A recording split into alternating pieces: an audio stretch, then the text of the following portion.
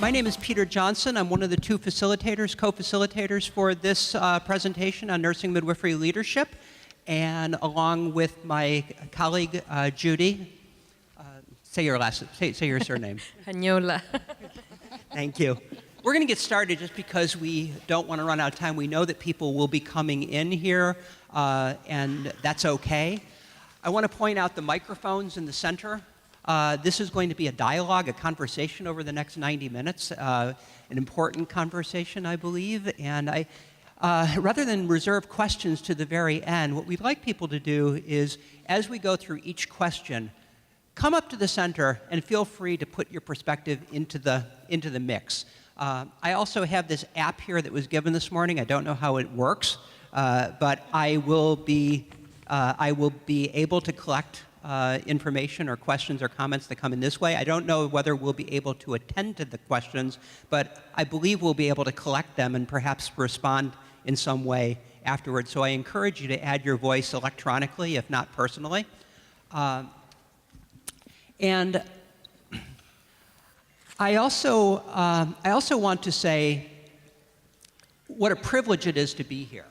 Last year at the Exicon meeting, the Central Southern African College of Nursing meeting, or 2 years ago, Judith Shamian, the president of the International Council of Nurses at that time, talked about how important it was for nurses to get out of their bubble. I think we as nurses are really good at talking to each other. Go to forums, we know what our problems are. But I think AFREhealth represents an incredible opportunity here for us to have a broader conversation with people that care about health professions, people care about workforce, and I hope that this will provide both some insights in nursing, but also some insights back on how to drive better interprofessional practice. So, again, my name is Peter Johnson. I serve an organization called Chipata, which is an affiliate of Johns Hopkins University. We work in 40 countries around the world. They're going to be setting up the table here a little bit for us. We didn't want to be behind the table. And I serve as the Senior Director for Nursing and Midwifery. I'm supporting our 1,000+ nurses and midwives in 40 countries around the world in really trying to build power and agency in our own nurses and midwives, but also striving to support nursing workforce development and trying to ensure that nurses have the power, the agency, and the voice that they need in order to really be part of a collective response to what we're trying to achieve with universal health coverage and sustainable development goals. So I'm going to start out by introducing the first panelist here. And it is, to my immediate right, Barbara Stilwell, who is, Barbara, just 4 weeks ago today, assumed the essential role as executive director for the Nursing Now campaign. And I've asked her to delay a little bit to talk about the Nursing Now campaign, but I just want to give you a little bit of background on Barbara. Prior to assuming this post in July, she was a senior director for human resources solutions at IntraHealth International, an organization that I've worked closely with over the years. And they're based in Chapel Hill, USA. For the past 25 years, Dr. Stilwell has worked on international workforce issues, first for the World Health Organization. And I was saying this morning, I first met you in Botswana in 2006, one of the first people in my global health career I met. And then IntraHealth International. At the World Health Organization, Barbara helped change the organization's approaches to performance improvement and served as the focal point on the migration of health workers, negotiation of ministers, and health on strategies to address health worker migration. So welcome, Barbara. And I'm going to ask each person that we introduce to just provide a few initial thoughts on why this is such an important time for nursing. Thank you, Peter. Great to be here and great to be able to be with you in my new job, which I'm sort of assuming the mantle of, and would be happy to talk to any of you about after this session.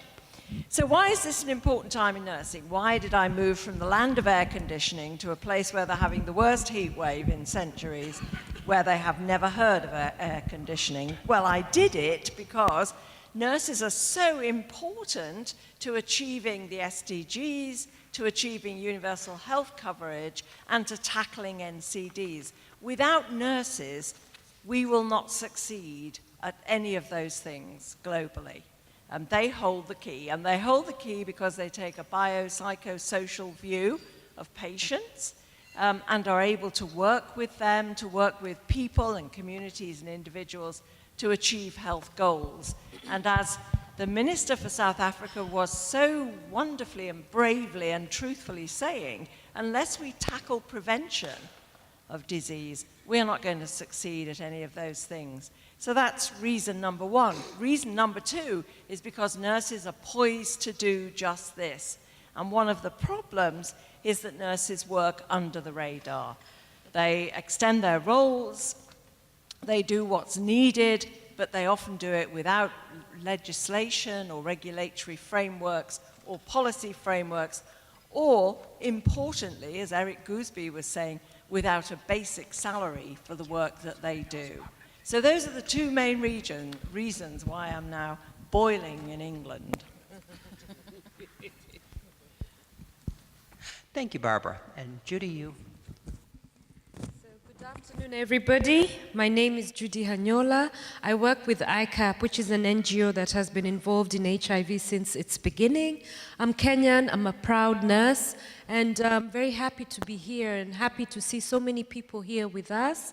I'm part of the team at AFREhealth and very, very proud of what AFREhealth has done and what it continues to do, and the testament that this meeting here is proving that AFREhealth is the right vehicle that we need in this Africa of ours to move health professions forward.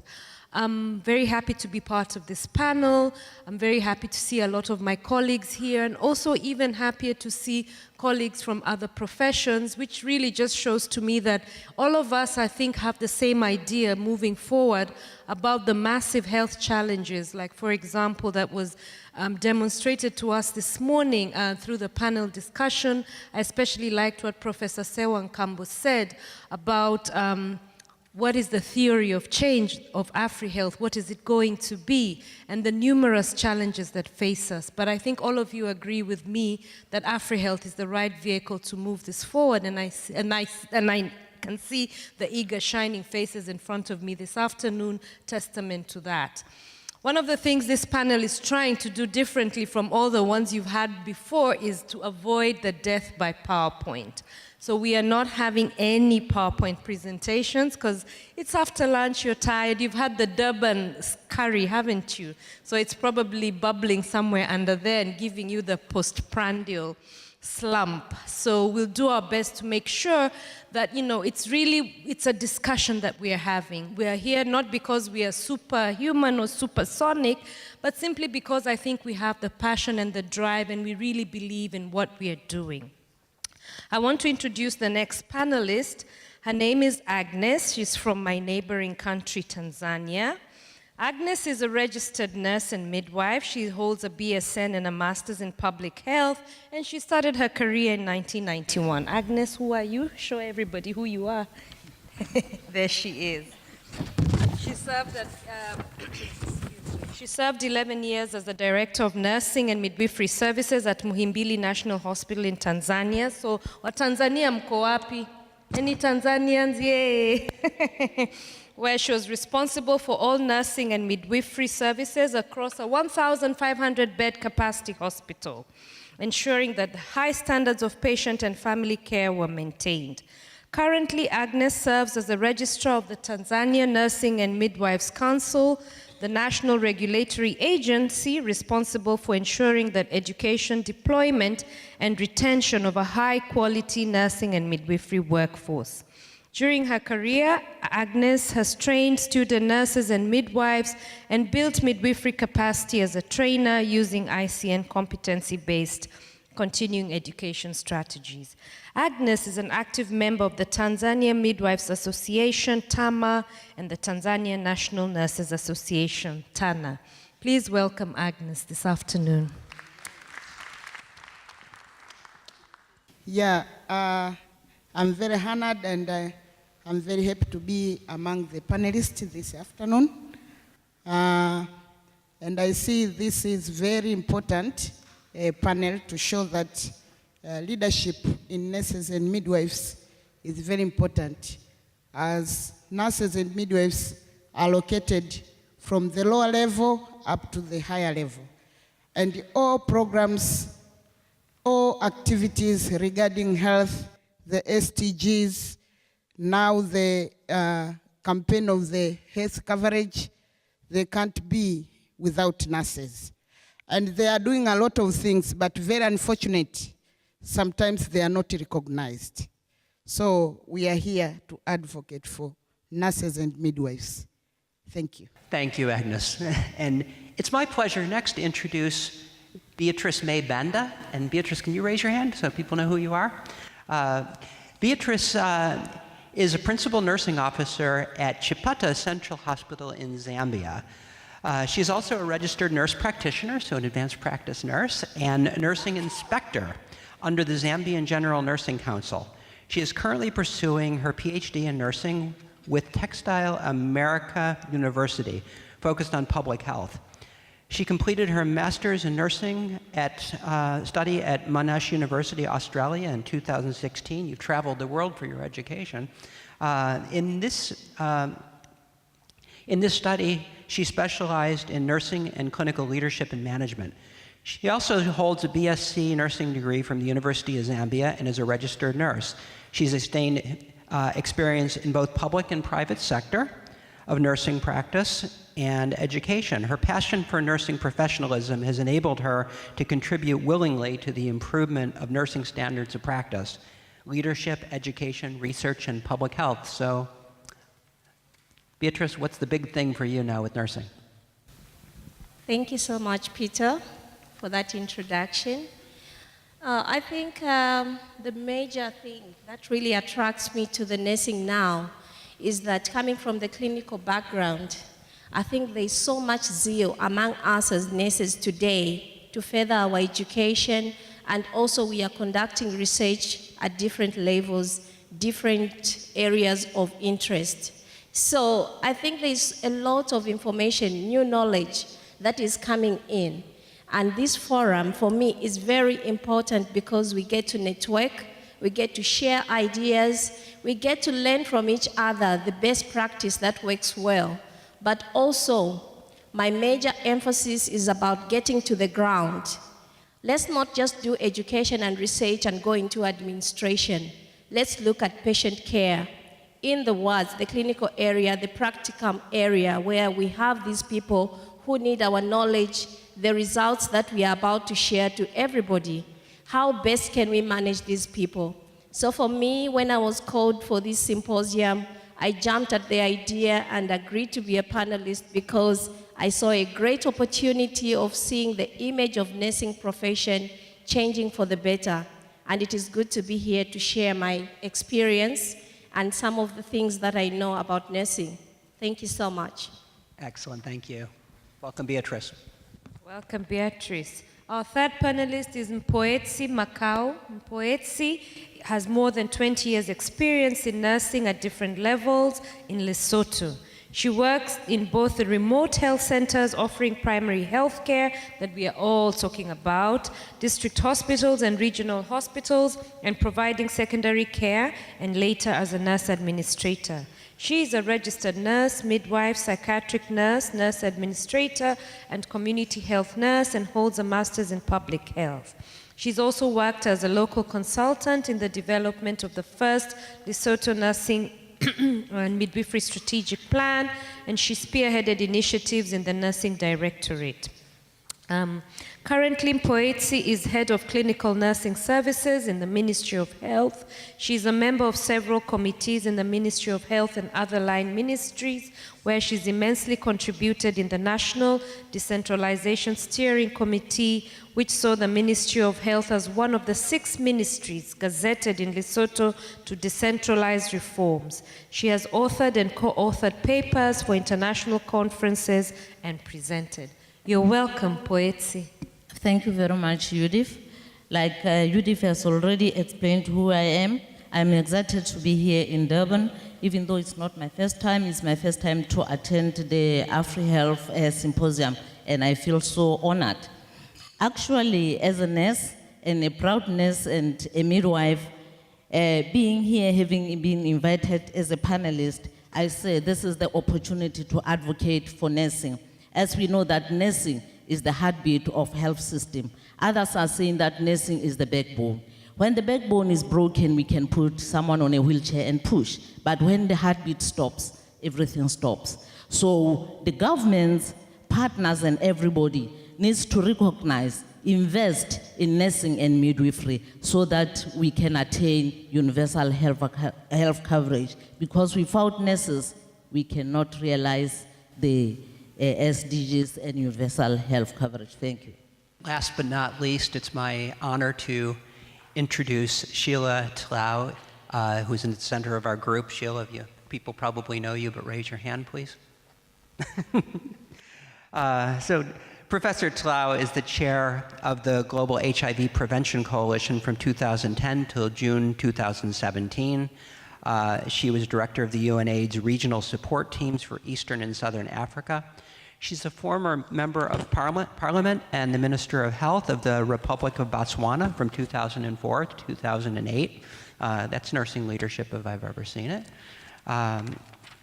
She's also a former professor of nursing at the University of Botswana and the director of the WHO Collaborating Center for Nursing and Midwifery Development in Primary Health Care for Anglophone Africa.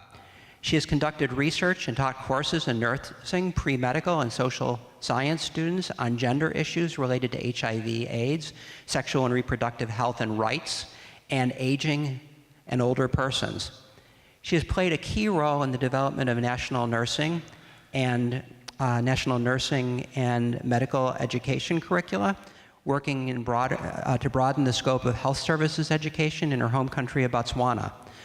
Professor Tlou has worked to increase community awareness of HIV/AIDS in Botswana using peer and youth groups and grassroots women's organizations. She's the founder of the Botswana chapter of the Society of Women and AIDS in Africa, which has over 3,000 volunteers who are trained in home-based nursing care and work to educate families on HIV prevention and caring for relatives living with HIV and AIDS. She has been a member of the International AIDS Society for more than 10 years. Dr. Tlou holds a PhD in nursing sciences and certificates in women's health and women's studies from the University of Illinois at Chicago. She has published in numerous gender-related topics, including HIV/AIDS, older persons, menopause, and community-based approaches to HIV/AIDS prevention, care, and support, making me feel much lesser about myself as I go on. Finally, Dr. Tlou is the co-chair of the Nursing Now campaign, which aims to raise the status and profile of nurses, run in collaboration with the World Health Organization and International Council of Nurses. Nursing Now seeks to empower nurses to take their place at the heart of tackling 21st century health challenges. The campaign runs until the end of 2020, so it's time limited, and aims to improve perceptions of our nurses, enhance their influence, and maximize their contribution to ensuring that everyone, everywhere, has access to health and health care. She is also co-chair of the Global HIV Prevention Coalition, initiated by UNAIDS and UNFPA, and born out of the need to address the gap and the new infectious disease. Despite success in treatment and care in all countries across the world, countries have committed to reducing the HIV infections to lower than 500,000 annually by 2020 and ending AIDS as a public health threat by 2030. So welcome, Sheila. Thank you very much. Thank you very much. Let me start by recognizing our newly appointed Executive Director of Nursing Now campaign, who will tell you what it's all about. Let's give her a hand. She's the first, and yeah. So, and I want to recognize my fellow nurses out there, especially my students. I have so many students out there. Some of them are already professors. That shows you how old I am. They're already professors, and some are now my bosses. But I also want to recognize the people who are working with us to develop and to really ensure that we uplift the status and profile of nursing.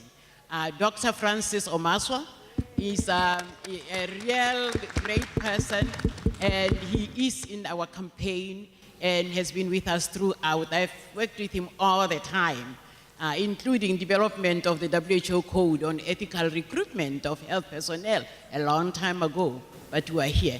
So for me, I've just attended the International AIDS Conference in Amsterdam, where I was meeting nurses who are working on the Association of Nurses in AIDS Care. And it is really there that we're looking at that, what is happening with the SDGs. The point that all of them are relevant to health, not just number 3. And that nurses can actually play a very critical role in all of them. But not only that, they actually dictate the way we should train the nurse of the future. So it's really something that we need to therefore be able to discuss. What are we doing in terms of educating nurses, in research, in just teaching, and in caring for communities? Community engagement is really the issue here. And this morning there was very little mention of that. But I think I'll be able to go back to it when I now respond to some of the questions. Yeah, thank you. Awesome, Sheila. So I just want to remind everybody here in the audience, there are microphones in the middle. So we have about an hour to attempt to tackle 7 what we think are important questions around both tackling the issues of SDGs, universal health coverage, reaching these goals for making HIV a thing of the past in terms of how it's been known. So we'd like, instead of saving all of our questions for the very end, we'd love if you could come up. We'll take a few questions for each of these, or a few comments, points that the audience wants to make throughout. So anytime you want to start coming up as the conversation's going up here, come on up and be part of it. So first question is going to Sheila, and that is, Sheila, HIV has impacted the lives of people in sub-Saharan Africa for over 35 years. Can you describe how nurses and midwives have stepped up to provide care and treatment beginning as far back as you remember? How has that role of nurses and midwives evolved through time? Thank you very much. Beginning as far back as I can remember. In 1978, a year after I graduated from nursing school, some of you were not born, primary health care, the Alma Ata Declaration was made. And actually this year, we are celebrating 40 years of the Alma Ata Declaration. The gospel then was primary health care, health for all by the year 2000. And it was really something that countries took to heart.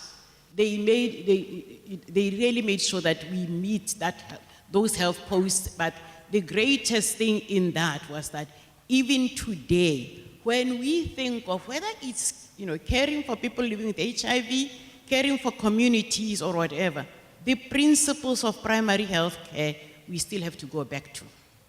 Community involvement, health care that is affordable, acceptable, and with everybody's involvement. And not only that, that health care involved taking care of the vulnerable groups, the key populations, the very ones that we are debating about right now. In that primary health care code, we have taken care of the marginalized people and the key populations. And nurses in most countries were the backbone. They still are in a lot of countries. But at that time, nurses were the backbone, so that countries went forth to achieve those goals, to work with civil society, to work with communities, employing nurses. Nurses were the ones who were working with community health care workers at community level and actually supervising them to ensure that health care was that centered at community level. A lot of countries were able to change their vital statistics based on that.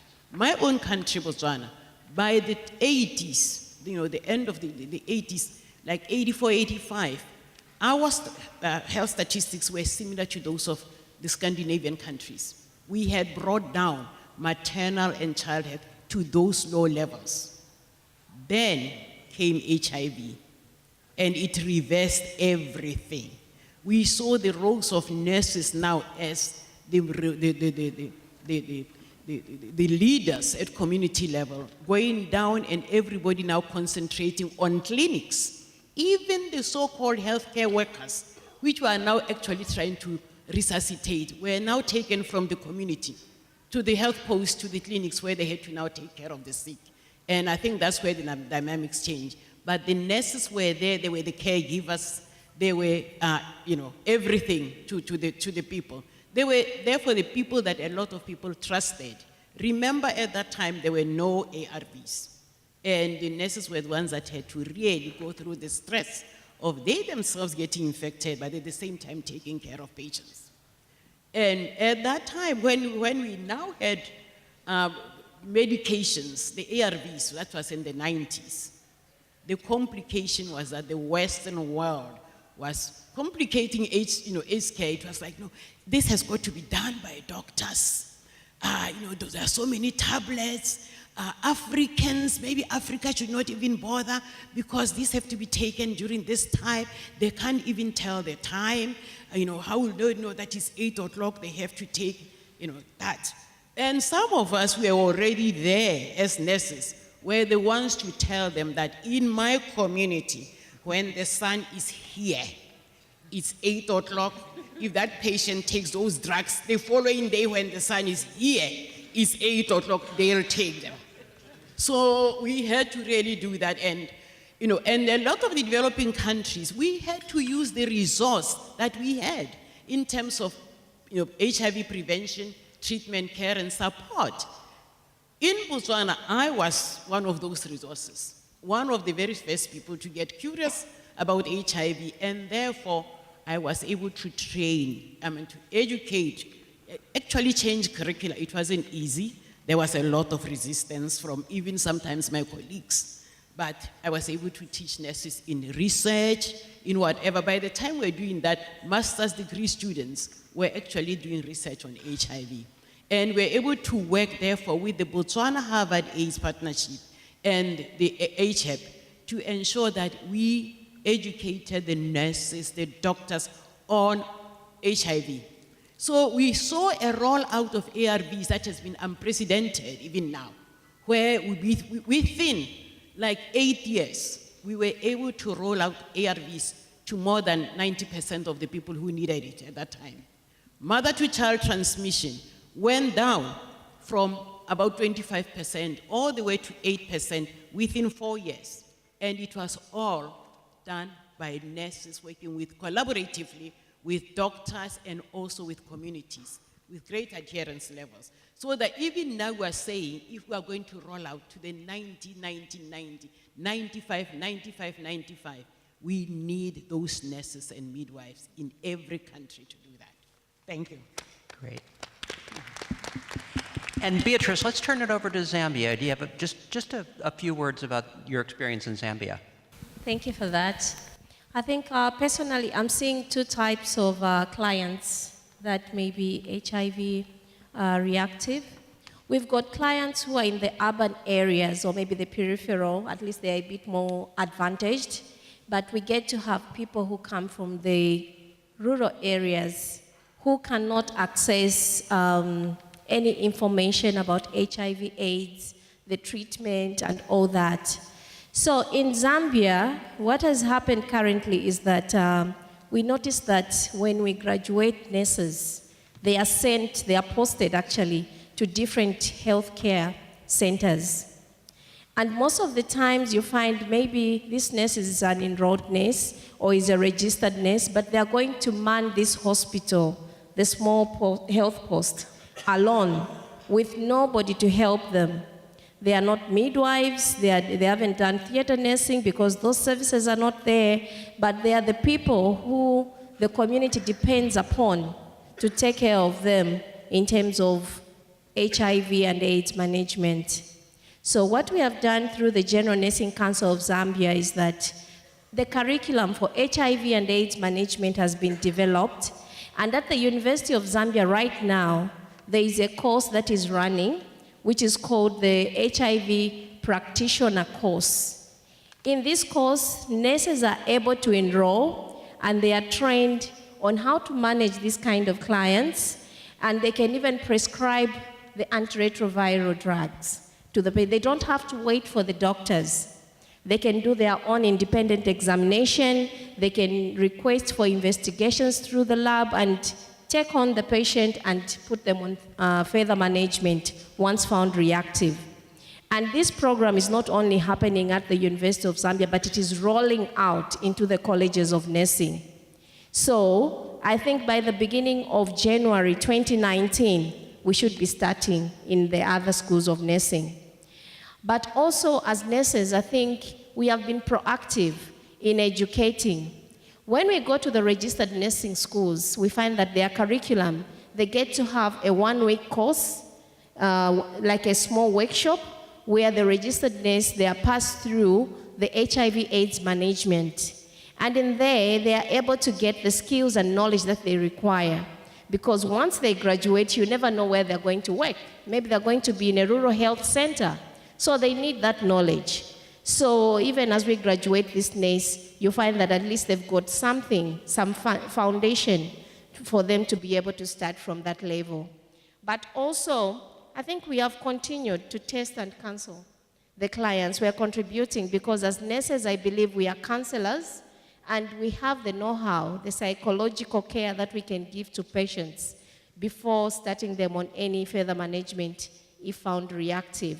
So we are giving those services and supporting the government of Zambia by offering the antiretroviral drugs of which the clients are not supposed to pay for. So even the most disadvantaged person, maybe it's issues of poverty, they'll be able to access this drug at no fee at all. Thank you so much. And finally, just a few words from the Lesotho experience from Makau. Thank you very much, Peter. Our situation is more or less the same as Zambia. As Lesotho and Nursing Department, as Nursing and Midwifery Department in Lesotho, our mandate is to provide equitable, accessible, competence and evidence-based care.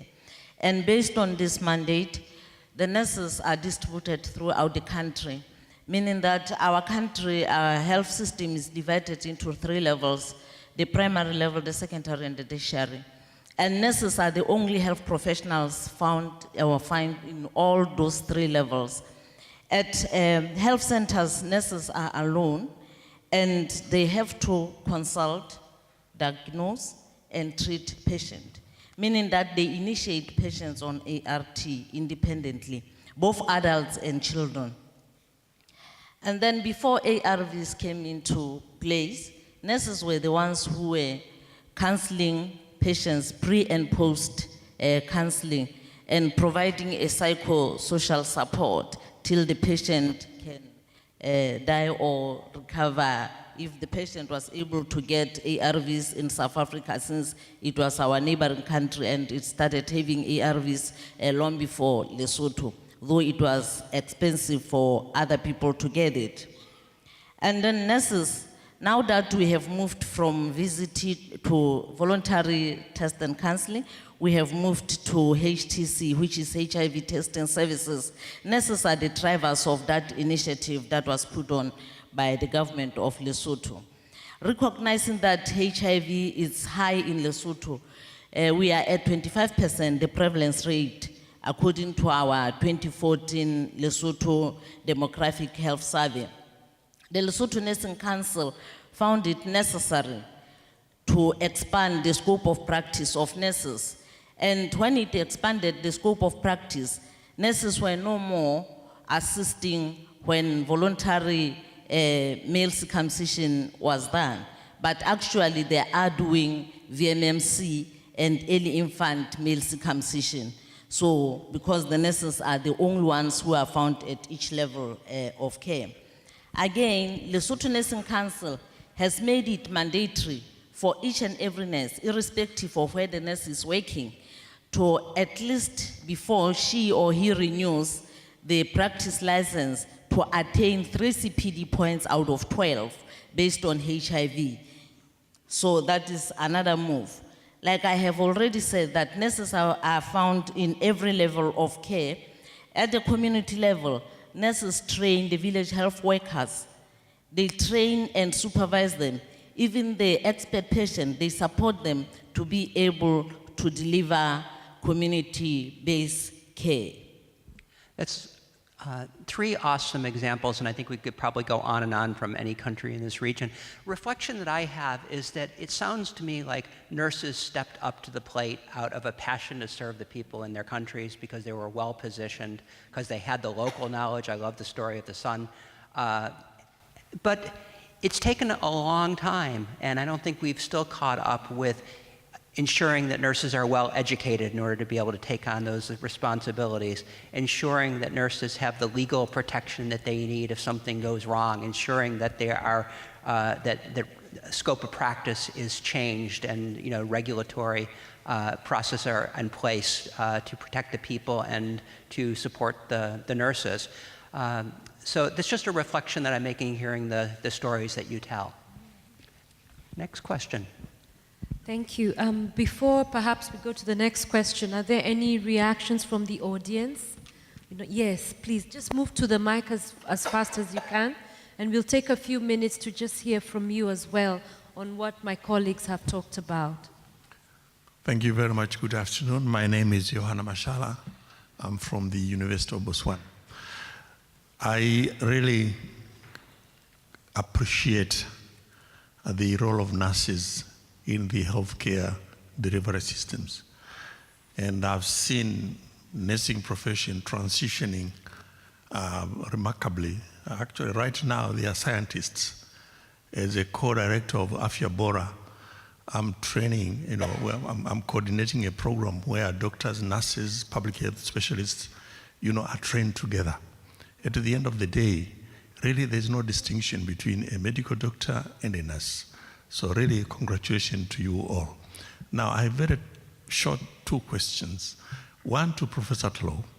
What is your comment on decentralization and centralization of health services in Africa? What's your comment? Or maybe the impact of those processes on the nurses' practices. And now, the second one is, I think any of the nurses can comment. HIV has also transitioned significantly, and now HIV is just a chronic disease, and we are seeing the impact of comorbidity. Now, how have we prepared the nurses to integrate the non-communicable diseases and HIV services together? Thank you. Thank you. So let's take the three questions for the people up, the two other questions for people at the mic, and then we'll turn it back here for a few minutes.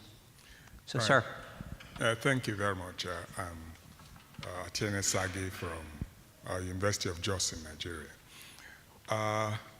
First, I like nurses a lot because I'm one of them, But I just want to say that sitting there and listening to all the, the comment, the narration that went on earlier, I felt that we need to draw some kind of caution to know where we are going to stop. Because in the developed world, say in the UK, for instance, nursing has taken on so much that if you see the nurse on duty, they are overstretched. Everything to do with intravenous infusion, setting up, doing this, running that, they are running all over the place, documentation and all, and the doctors just come in, when they are called, they do a little bit and go away. So nurses have taken in so much. So listening and hearing that, the nurses are doing male circumcision, adult and children, this, they are doing the prescription for every person, for all fair and good, but recognize that you are likely to bring a lot of pressure on your own the junior ones in the profession that are coming behind you, because most of these things will be there. The doctors will just sit and tell you to go and do it, that this is your duty. The doctors will finish and go and earn their pay. So I just want to make sure that we have that kind of balance, in the whole, system of accepting more and more and more responsibilities. Certainly in Nigeria now, the nurses are not accepting responsibilities that are not theirs. They'll tell you, no, let the doctor go and do this. This is my own duty, Thank you very much. So, sir, that's great perspective, and I think we'll hold that until we get to the next question, which is how nurses have been impacted by situation today. So, next.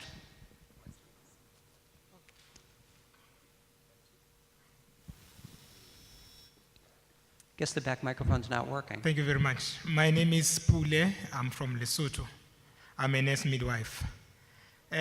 We have seen that nursing has a bad public image. Whatever the little thing nurses do, it is blown out of proportion. And most of the time, the public does not appreciate the little good things that nurses do.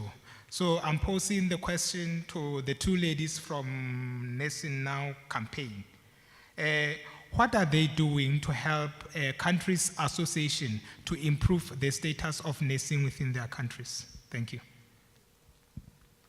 And I think we'll hold that one until we get into our real conversation on nursing now. So I'm gonna ask people to hold. We can probably go on the whole afternoon about the one question, but please come back for the next time.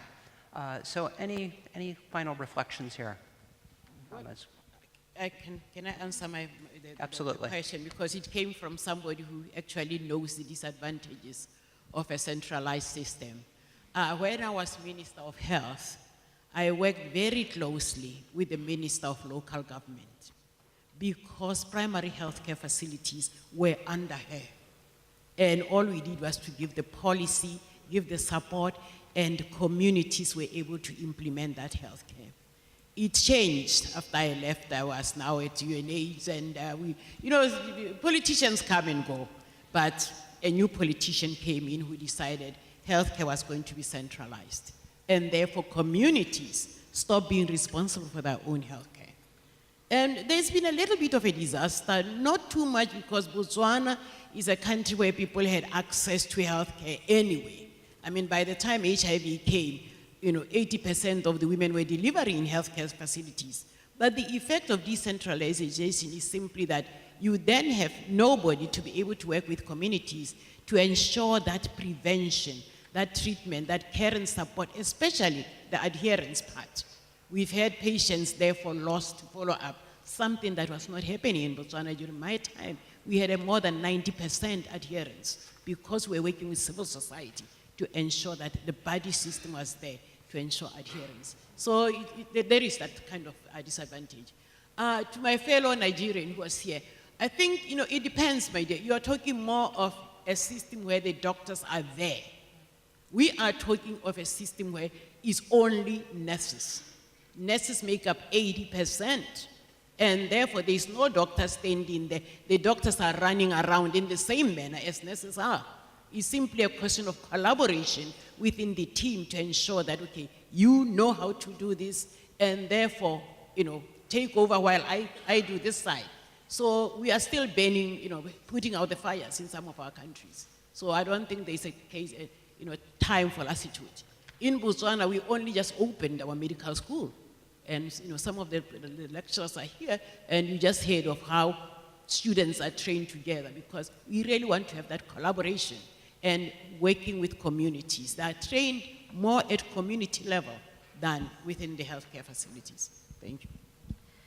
Thank you very much. I just wanted to follow up on what Professor Tlou has said about doctors sitting back and folding their arms, letting nurses do everything. Actually, where I come from in Lesotho, we have very few local doctors. Most of our health facilities are run by expatriate doctors. Like I said, at health centers, we have nurses. So there's no time to say a patient should go to a hospital to do VMMC. A doctor has to do a complex surgeries other than the VMMC. Really, we are aware that nurses are overloaded, but considering the number of nurses versus the number of doctors, task sharing and task shifting has to be done somehow and somehow for the benefit of the patients. And let alone that in Lesotho, we don't have even a medical school. We only have 6 training institutions that produce nurses. So that is the situation that we find ourselves in. Okay. I'm going to move on just because of interest of time. I want to ask Barbara, what has been the impact of the HIV epidemic on the nursing and midwifery workforce in the region? Thanks, Judy. I think we've heard quite a lot about that as we've been going through these questions. So to pick up on a few of the things, I think, 3 of the things I think that have been very significant. And I was working at WHO while a lot of the time that Sheila was involved, particularly in this, and sort of taking a global view of what was happening. I think the first thing was that nurses themselves, as Sheila said, were being both affected and infected with HIV/AIDS. And I don't think anybody, and the nurses themselves, didn't realize the magnitude of this issue for quite a long time. And what then happened was interesting. All of a sudden, ICM became very interested in the welfare of nurses themselves and how nurses could set up systems to get treated and to be looked after, you know, when they were losing relatives and close friends, which was impacting their lives. So that was important for nursing. Nursing became part of that sort of focus of how do you treat the people who are needed to treat you? And that's very important. And they began to understand themselves the importance of all the things that Sheila was talking about for themselves and therefore for their patients. The second thing I'd pick out is that the result of this was a lot of stress and overwork, and what our Nigerian colleague was talking about here. You know, nurses were picking up a lot of the slack on the wards. I remember visiting wards where there were patients both on the bed and below the bed in some cases because there were so many people who needed treating, who had, you know, other diseases that were affected by AIDS or affected AIDS and were having to be in hospital for a while or were dying. And that stress and overwork had a serious impact, I think, on the entire health workforce, not only nurses, but we're talking about nurses here. And nurses, a lot of nurses began to migrate overseas because that was a way of, you know, getting away from the stress and the sort of seemingly, at the time, impossible situation. It was overwhelming, I think. So it was very important to recognize, and we began to recognize around the year 2000, though it was far from new, but that migration was going to be a huge problem and continues to be so, migration of health workers. But then the third thing I would pick out is really what's been talked about on this panel, is that the magnitude of the epidemic led nurses in particular, not only nurses supported by other team members, but to find creative solutions to what they were facing. And I believe that nurses are very good at that. Nurses are very pragmatic, you know, they're faced with 300 patients, so how are they going to deal with that? And some of those solutions have turned into systems and processes that have been adopted. Some of them have flown under the radar. But I think now we're becoming braver at stepping out and saying we need new systems and new processes, new recognition to put some of these things that have developed, these creative solutions, into the longer term NCD world, where those are going to be very important. Because as our colleague reminded us, HIV has become, like many diseases now, cancer, hypertension, diabetes, a chronic disease. And that's what we're going to be facing. Thank you very much, Barbara. I would like to ask a follow-up question to Agnes. How has the HIV epidemic impacted nurses and midwives in Tanzania? And what specifically has the regulatory body done for this? And what are the implications for nurses and midwives councils in the region? Yeah, I think the situation of impact of HIV/AIDS in Tanzania is the same as mentioned by Barbara, that nurses and midwives, they are themselves infected. Nurses and midwives are stressed with a lot of work because of this infection.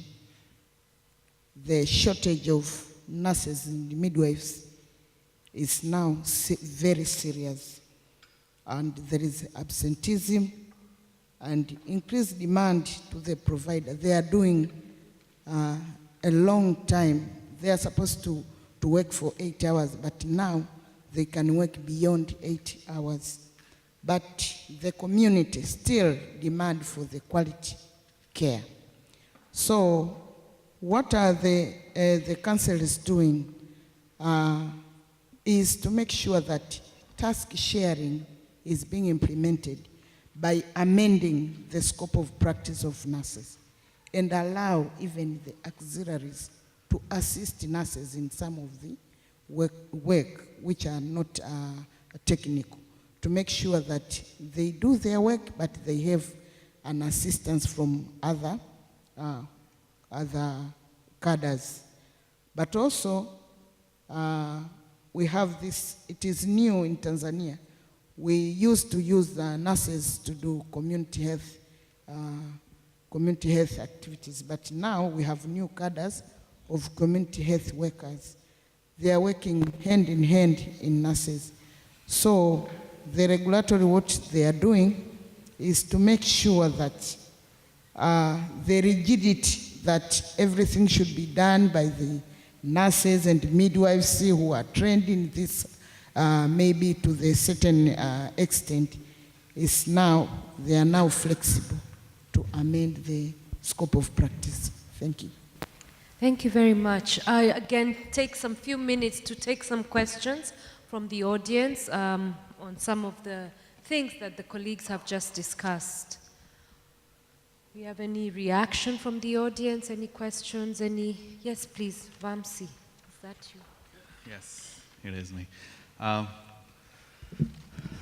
Vamsi from PEPFAR. Question, it's more of a comment, and maybe Agnes can elaborate a little more on the implementation of task sharing in Tanzania. PEPFAR funded the development of the task sharing policy in Tanzania, and I was leading the effort on writing that policy at the time, so I'm quite familiar with what is in the policy. The biggest challenge to the policy was the implementation, as you mentioned, as Agnes was talking about implementing the policy. And the biggest resistance came from the medical community, especially the Doctors Association, which I've been to many of those meetings and advocated for this policy to become a reality. So I know the struggle. The nurses were at the forefront of this struggle. How is it, and I've stepped away from Tanzania, it's been a while, but how is the implementation happening now? And what are the challenges that you're experiencing when you go down to the district level and the council level and trying to implement this policy? It's one thing to pass a policy at the national level and it just sits on a shelf, but when it comes to implementation, what are the challenges that you're experiencing at the district level and further down at the governance level in terms of implementing this policy and enabling the nurses to do the job that they are already doing, but now they can do it legally? Okay. Thank you. Mine is on regulation and legislation. Talking about the task sharing and task shifting, I think I'm not so sure what is being done to fast track or support that not just reviewing the scope of practice, but also ensuring that the Nurses and Midwives Act are amended to make sure that the nurses and midwives are covered, because in most cases you find that they've taken up these roles. And because they are not covered by the Act, they are not even paid for that job. And I think it's important that people should not just be recognized to be doing work, but they should be remunerated for that work. I think that's important, and that's what is causing so much disgruntlement amongst nurses. And one of the other questions that I had, just to find out from when my esteemed colleague and mentor, Professor Tlou, was talking about, I know in Botswana we have done well for some time in lots of programs, the 90-90-90. But we are seeing, like it's being reversed because people don't now adhere to treatment, because some people, I don't know whether it's medication fatigue, they feel like they are cured, and there are some of those things. I just want to know from being the director of UNAIDS and others with you, what is the status right now? Thank you. My name is Priska. I'm a nurse from Nigeria. The first question actually has been attended to by the last speaker. That's the issue of task sharing and task shifting. However, I would like to know what's happening in Botswana. This is directly to Professor Tlou, concerning colleagues who became infected. In Nigeria, my experience about nurses who became infected is catastrophic. I had colleagues who could not handle the stigmatization that followed their becoming infected with HIV. And so I'm just interested in finding out what exactly happened, if there are scenarios like that in Botswana from Professor Tlou. I also wanted to find out about an aspect that the nurse from Zambia talked about concerning nursing the nurse. What exactly do we have generally that is available at the local level for nurses who are looking after patients involved in HIV and AIDS and other conditions? For example, we're talking a lot about non-communicable diseases and nurses who become hypertensive. We just mentioned issues about pressures that are available because of the kind of things that nurses are taking up. And personally, I'd like to know if there is anything that is going on concerning nursing education and nursing research in Africa generally, because to my mind, the voice of nurses is not heard in the area of research, generally speaking, and nursing research specifically. And I think this is very important for where we are now. Thank you very much. I'm Rose Navie from Uganda. I'm pleased to see, I'm a nurse midwife. I'm pleased to see my senior colleagues who have inspired me so much, and specifically the Executive Director, Nursing Now campaign, because Uganda is one of the only 2 countries piloting this campaign. My question goes to whoever. In view of the complexity of healthcare and the issues arising, task shifting, change of scope of practice to enable nurses perform those duties, and also knowing that the nurses would need to be educated at a higher level to be able to do this work. I would like to know from the panelists what their view or comment on higher education for nurses and midwives vis-a-vis universal health coverage, because there is an urgent that we need lower level nurses to be out there. They are the only people who can help universal health coverage. Thank you so much. Thank you so much. Janet Kasoz from Uganda. Thank you so much for giving us this opportunity. My question is, as we've all discussed, nurses are frontliners in the healthcare system. But from the discussions, which is empowering them, because I come from a clinical background, and it was not until that I joined the university that I knew the importance of research. So time and again, we come, we talk, and in most cases, a conference like this, some of us, because we have the research background, we attend and we really take the message back home. But my comment is on our colleagues in the clinical settings, because these people work so hard, but empowering them to be able to do research is still a very, very big gap. Some colleagues or our colleagues who are doing research in the hospital settings, they use us to work as research assistants, but we stop there. We don't go ahead, proceed and realize the results. But if we are able to empower our colleagues in the clinical setting so that they are able also to do research, because in the clinical area, it has rich data for our clients, I think it will be a big step for improving our healthcare system, because this will go across the communities, because this is where we are. But we work, at the end of the day we get tired, and there is no productivity that is being shown, even after saying that nursing is evidence-based. So I would feel if we can put a component of research, that would be very great for us. And something else is on the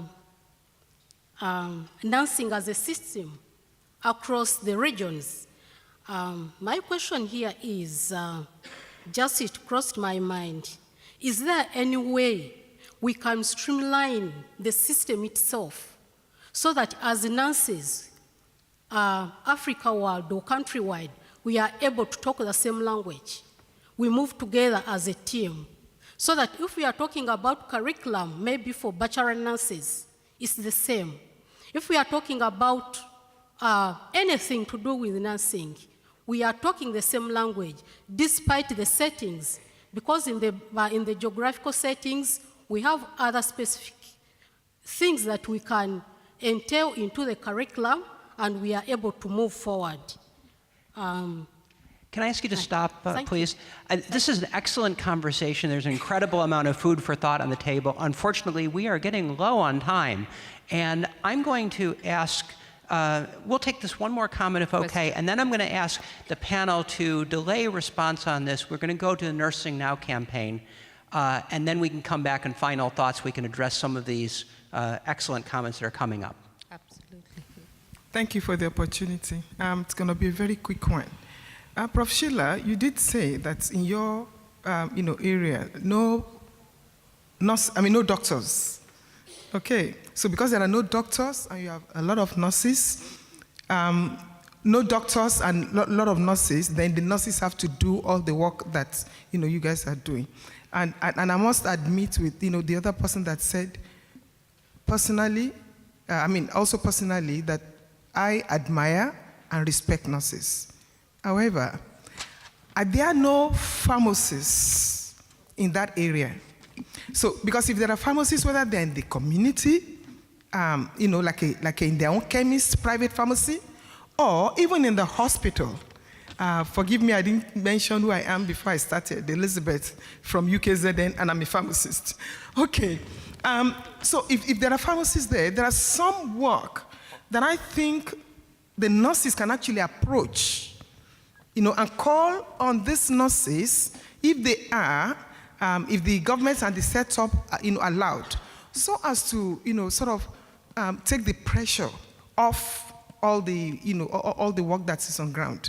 For example, to ensure adherence, to ensure that, patients are actually taking their medicines the way they should, and then all the other nursing care, can be left to the nurses, and let the pharmacists take that role to assist, in that particular. That's just, my question. But all the same, I admire you guys, I respect you, and my heart goes to all the work that you are doing.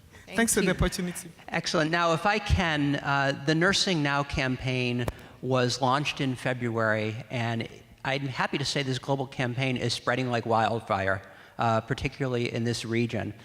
And I'm hoping that Barbara and Sheila can both tell us a little bit about the campaign, and in particular, can you talk to us about how you see AFREhealth as being leveraged as a means of catalyzing the efforts under this campaign? Let me be the first one to start. Okay. Yeah, let me start on the Nursing Now campaign, since I am the co-chair of the campaign. And I've already pointed out to Dr. Francis Omaswa as one of our people. It's actually a campaign with a real board, and in the board we have nurses, we have people who are not nurses, we even have members of parliament, like 2 members of parliament of the British Parliament are in there, and one of them is my co-chair, Lord Nigel Crisp, who has been with healthcare work, force for quite a while. The idea is that we want to raise the profile and status of nursing based on the challenges that we are seeing in terms of reaching the SDGs, the Sustainable Development Goals, to say that we will not be able to reach them unless we ensure that nurses lead and are able to be involved in policy change. For me in there, my thing is that knowledge is power. We therefore need nurses who can be able to say, this is what I've been able to research on, even if it is a ward level, this is what I've been able to find, and therefore can we be able to lead some policy. And it is my experience, having actually done, as a minister, a lot of policy changes based on what the nurses were seeing in the wards as well as in the community, and it worked. In fact, one of our policies was adopted by WHO, the provider-initiated voluntary counseling testing. So it's a campaign that we launched it in February, and we launched it in collaboration with ICN and WHO. And in fact, there are the 2 directors were there, including the Duchess of Cambridge, who is our patron, just before she had a baby, which was really great, because then she was able to appreciate the nurses and midwives even more. We also have in there the Princess Muna Al Hussein of Jordan, who is a staunch supporter of nursing, as is doing all in her power to ensure we have that. So, and we also made sure that we hired an executive director, because we are able to have support from the Banda Foundation. They have money, and we've been, well, they don't have money, but they have at least enough that I've been working with them in the past, like what, 5-6 years in heavy training, having a global nursing leadership program where we've been training nurses from all over the world for a few weeks on leadership and then sending them home. So the Banda is now saying, I'm able to support this, and that's where it is. So I'll let her go on because it's her job now. Thank you, Sheila. So the Nursing Now campaign is an advocacy campaign. And what it's been designed to do, and what I'm picking up the baton to do, is to do some of the things that you have been talking about here.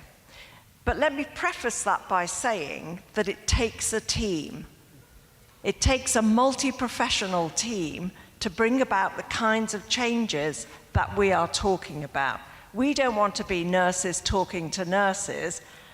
As Dr. Sheila says, we want to be nurses talking with policymakers, politicians, our medical colleagues, our pharmacy colleagues, our allied professional colleagues, our academic colleagues. We want to have a really big tent that we're bringing people together to look at the role that nurses can play in developing really strong and resilient health systems. Now, we already have a lot of evidence about what nurses can do and the difference they can make. One of the problems is getting that evidence into the ears of people who invest in health systems and in the health workforce. We need investment in how do you deliver primary health care to achieve the goals of UHC with teams, maybe using task sharing and task shifting, but using it optimally so everybody is working to the top of their license. And that's what efficiency looks like. You know, you don't train an airline captain to go and serve food in the back, do you? Because it would be a waste of resources. Similarly, you don't train the purser in the cabin in the aircraft to go and fly the aeroplane because they couldn't do it. So we must look at ourselves very critically and say, you know, what are we best served to do with the education that we've had? And somebody has invested in that education, usually the state.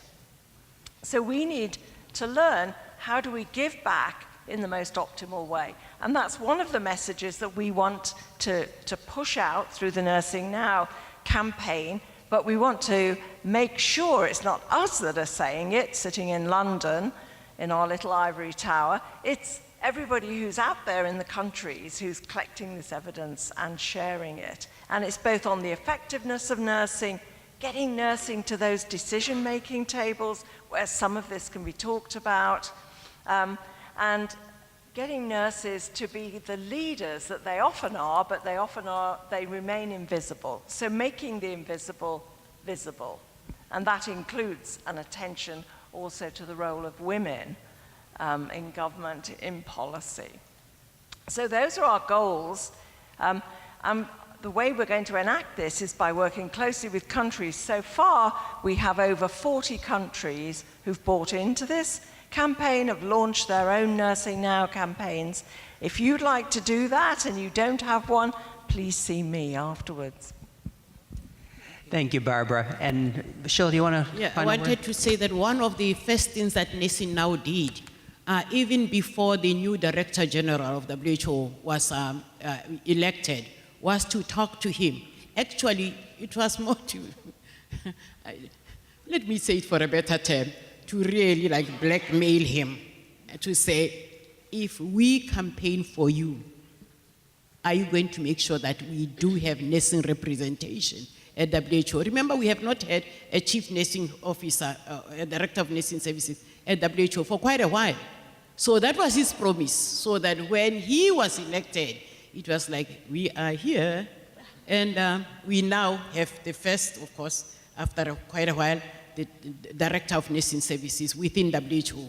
And we're actually ensuring that even at country level, we do have a director of nursing services, so that that way, nursing affairs and the welfare of the nurses can really be implemented and looked at. So that's what we've been trying to do. Great. So I think we're going to finish this off in the last 10 minutes by giving everybody a last word here. And I'm going to take my last word first, since I have the microphone. I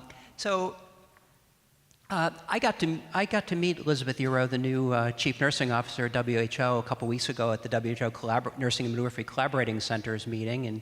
And she was very clear that while she's got a position, she also needs resources, she also needs voice, she needs this advocacy, and she's poised to use it.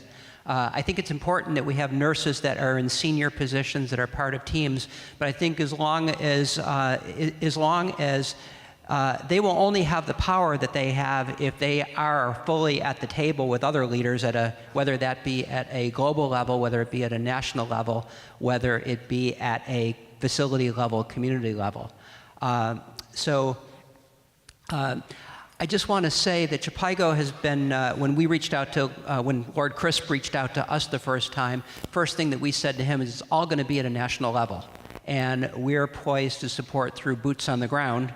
And I think this is going to be an important, it's going to be important for the national associations, for the regulatory bodies, governments, all come together as a team on this. And I'm wondering if when we get to the countries here, I know that Lesotho is planning its Nursing Now launch on August 31st. I wonder if you can say a word about that. So I'm going to turn this over to... Okay. I'm going to finish by quoting somebody else. One of the Directors General of the World Health Organization, very famous one, who died last year, I think, Halfdan Mahler.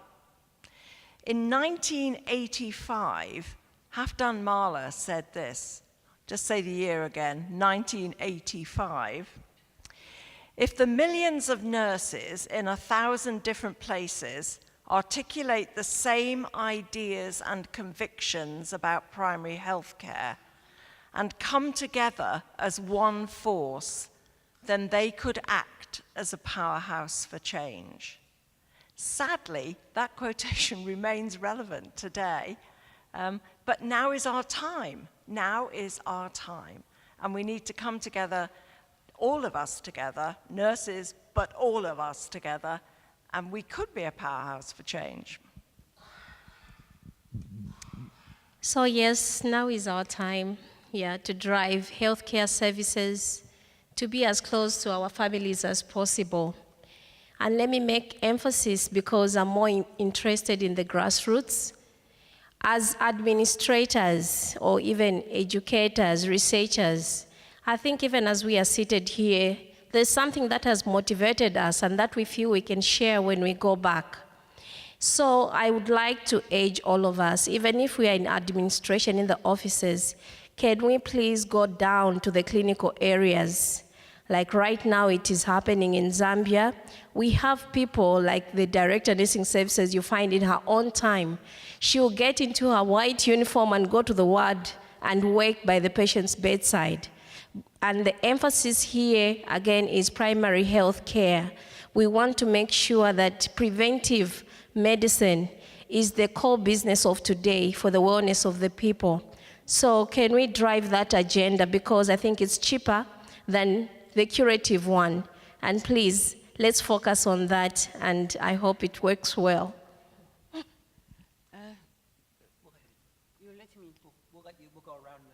Okay, great. Okay, mine, we've talked quite a lot.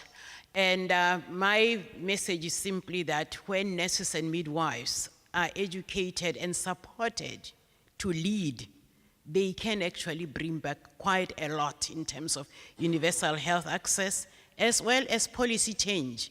But end with a word to the women out there in the audience. I usually end by urging nurses and women to get into politics, where legislature is, and to really make sure they do the gendered policies that we all need. Having been there myself, I say to them, those of you who are Christians, think of Genesis. When Adam was asked by God, when God found them naked with Eve and hiding, God asked him, Adam, what did you do?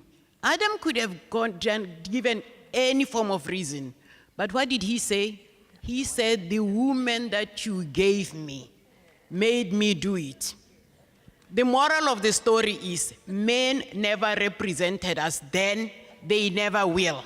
So get in there and do those policies.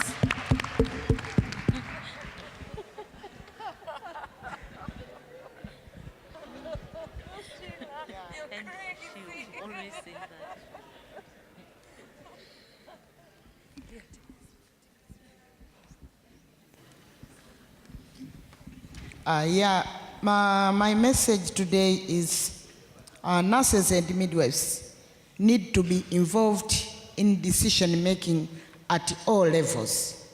You find when it comes to working in stress, in crisis, nurses are the frontline group. But when it comes to decision making, you find they are left out. And most of the time, they are the third party. So, if we want to move with all challenges that we have, we need to support them, train them, assist them, and then make sure you give them chance, the innovation, because sometimes they are not even given a chance to do their innovations. Most of the time they are taken as they have to obey what others have said and go and implement. So give them chance. Thank you.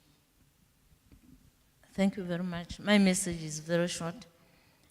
I'm here representing Lesotho nurses and midwives, and I'm inviting you to Lesotho on the 31st of August, we will be launching our nursing now. And our intention is to rebrand nursing so that the image of nursing that is tarnished can go back where it used to be. And the way we are going to do this, we are going to use several strategies, but we are going to do it political-wise. Political-wise, saying we are going to emulate Russia appointing Steven Seagal to represent it in bringing the ties between Russia and America to normalcy. So in Lesotho, we have identified a patron for nursing now, and the patron is our princess. And this princess happened to be a daughter of a retired nurse, and she happens to be a non-practicing health professional. And someone will ask, why did you choose that person? We chose that person because we say, if a nurse can be able to raise a princess, that means we can do wonders.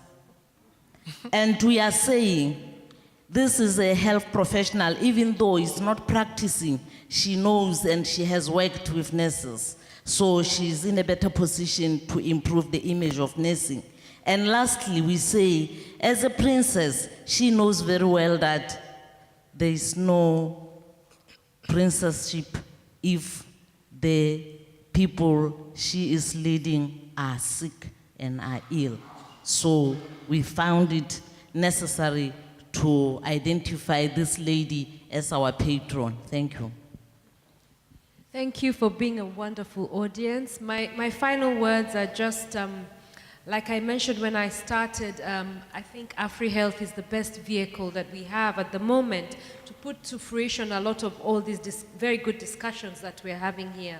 Very excited about the panel that we've had this afternoon. I think you've seen and heard and touched and felt what nurses have done, do, and will continue to do. I don't think there's any doubt in your mind about the ability and the capabilities of nurses. I come from a country renowned for running. You know, the Kenyans, we are very good. Well, it's just one tribe in Kenya, actually, that runs very, very, very, very fast. So I think AFREhealth, we have started like those Kenyan marathoners. You know, when you watch them, they start from the back. And I don't know if I have my Kenyan brothers. If you've ever watched the Kenyan marathoners, and normally we win gold, silver, and bronze, there is a point at halfway mark somewhere when they are running those laps and running, they speak their language, which is Kalenjin, which they now say, in Kalenjin, they say, let's ngebe, which means, now let's run. Wow. Because you know, you see them and they're at the back and they're just, so they don't look like they're anywhere, and you see the Mo Ibrahims and the Mo whoever's and all these people. It's going round, then they reach a part and they now tap each other and they say, let's ngebe. And that means now let's run. And then you see them now lapping, and they you know, ultimately win the race. And I think for AFREhealth with nurses, I want to say now, let's ngebe, let's run, and we're definitely going to win the race. I want to just say one thing, and that is to urge all of you, first here in the next 2 days that you're here, to make a friend of a nurse. Make friends with a nurse. That was wrong English. Make friends with a nurse. Take time and just talk to them and say hi and ask them what they do. Learn a little bit what they do. Hear from them. Listen to them. And then number 2, I want to tell all the nurses who are here to please go back and make sure you get 5 people to register onto AFREhealth. Because when we are many and we speak with one voice, we can do wonders. I thank you very much, all of you, for taking your time to be here this afternoon, for listening to us. And I think I'll give Professor Maswa, if he didn't get too tired of standing, to say a few things because he's our real brother. Welcome, Professor Maswa. And I think you're the last person because of time. We wanted to make sure we finish on time. Okay. Thank you. Well, thank you, Judy. You are all my great friends there. We've been together for many years with so many of you. And to be a partner with the Nursing Now campaign and being able to bring this panel to this symposium I really feel it is a terrific achievement. So my message is, one, that this group are an interprofessional group. Let's make sure that we use this group to spread through all the health training institutions in Africa the message of interprofessionalism, the message that each of us cannot work without the other. And then, two, is that the niche for nurses, for nursing in this interprofessionalism is there.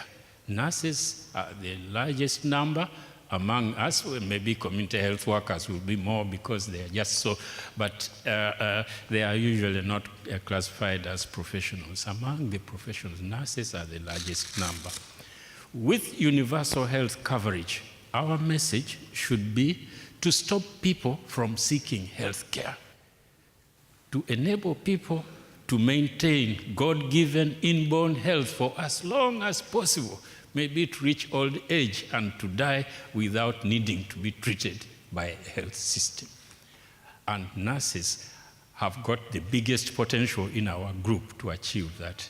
They are closer to individuals, they are closer to households, they are more in number.